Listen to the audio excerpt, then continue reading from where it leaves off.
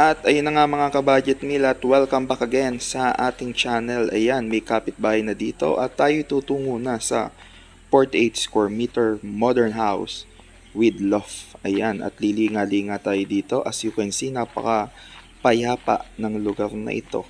So, ano pang inaantay natin? Punta na natin. Let's go!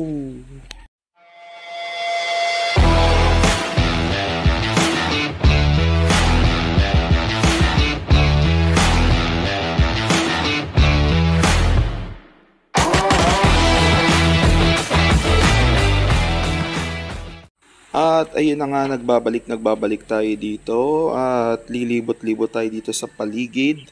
At ito na nga mga ka-budget meal, marami na nga nagpapagawa dito. Mas marami talaga naghahanap sa payapan lugar at hindi sa magulong lugar. Marami ng tao ngayon ang naghahanap ng gantong klaseng lugar. Yan, hindi masyadong mabahay pero mapuno, madamo. At maayos ang kalsada. Ito, tingnan nyo naman yung aking inaapakan at nilalakaran. Napakaganda. Ayan. Green na green ang paligid. At doon tayo pupunta. Ayun, yung bahay na yun. Ngayon, kita nyo? 48 square meter lang yan. Pero kapag sinama yung taas, ay syempre madadagdagan mga ka-budget meal. Pero nga, yung bahay na yun, hindi naman second floor. Yan ay may loft lang. Ayan, diyan natin makikita kung ano yung mga ginamit sa mga paggawa ng loft. At malapit na tayo. Huwag tayong maiinip. Kaya nga kung hindi ka pa nakakapag-subscribe, mag-subscribe ka na. At syempre, kung hindi mo pa napipindot yung notification bell, ay pindutin nyo na. Ayan, at para tuloy-tuloy ang pagbibigay natin ng idea, lalong-lalo na pagdating sa mga bahay. Ayan. At namiss ko kayo mga ka-budget meal, no? Matagal tayong nawalan ng vlog at content kasi nga ang ating kino-content ay bahay. Okay? At hindi madali iyon. Kailangan meron natatapos. At ayan na nga, at pinapalitadahan na natin yung front view. At next time na yung side at yung likod. Para at least makita. Ito kasi yung napakahalaga, yung front view. Kasi nga, ang dapat nating unang tapusin dito ay yung interior. Bakit? Para makalipat na agad yung mga nagpapagawa. Kasi nga syempre kesa mangupahan sila, ang ating priority ay makatira na sila dito kasi mas madali na yung exterior.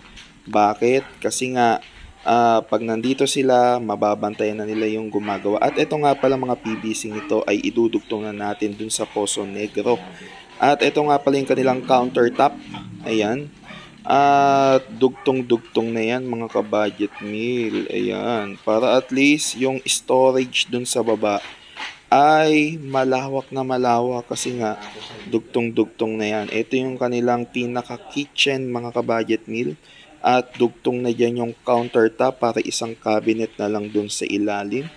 Okay? Para mas malaki ang storage. At ito nga pala yung paglalagyan ng kanilang lababo. Soon yan ay makikita nyo na kung anong klaseng lababo ang gagamitin natin dyan. Okay? At unang-una, syempre, para makapagbigay tayo ng mga idea sa mga nagpapagawa natin mga ka-budget meal. Ayan. So, ngayon ay tutungtong tayo dun sa taas. Mamaya, para at least makita natin yung pinaka-loft natin sa taas. Doon nga pala sila magpo-kwarto. Okay? Kaya nga antay-antay lang tayong matapos. At ito na, itatry ko ng umakyat dito sa ladder na pang Meralco. Okay. Ayan, wala pa po tayong gumagawa ng hagdan, kaya pang samantala ay ito muna. Ayan, ito yung pinaka-loft. Ayan, as you can see, ay ilalagay na nila yan soon. Makikita nyo na kung paano gagawin niyang flooring ng ating loft. Kaya nga, nako, dapat ay subaybayan nyo ito, mga ka-budget meal, para at least ay magkaroon kayo ng idea kapag nagpagawa kayo ng loft. Ayan, ganyan siya kataas. From dun sa bottom or sa floor ay 3 meters hanggang dyan sa biga. Okay, ang total ng ating flooring to ceiling, pinaka-ceiling ng bahay hanggang roof ay 5 meters. Okay, 5 meters. Meron lang dito sa taas na 2.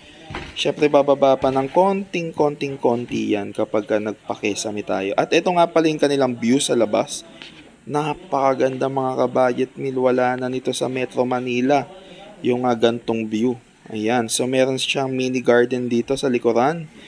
Para at least ay meron pa rin siyang mga halamanan. At syempre, doon na yan mag-grill, mag-iihaw-ihaw, etc.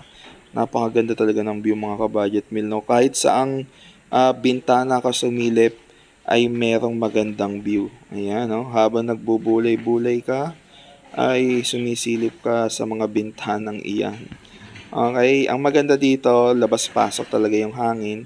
Kasi nga malalaki yung mga bintana, mga ka-budget meal. Ayan. So ngayon, ayan, inaapakan ko. Hindi siya lumalangit-ngit.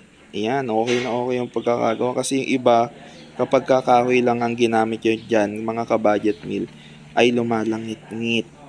Ayan, ito yung pinaka baba natin. At ito yung ginamit, o tubular na makapal. Okay? Meron kayong makikita niyan 2x3. 2x3 or 2x4 na ginamit na tubular. At syempre, meron siyang frame doon na angle bar. Yan, hindi po siya pwedeng ipatong lang. So, paano mga ka-budget men? Hanggang dito na lang at see you ulit sa next vlog natin. Bye!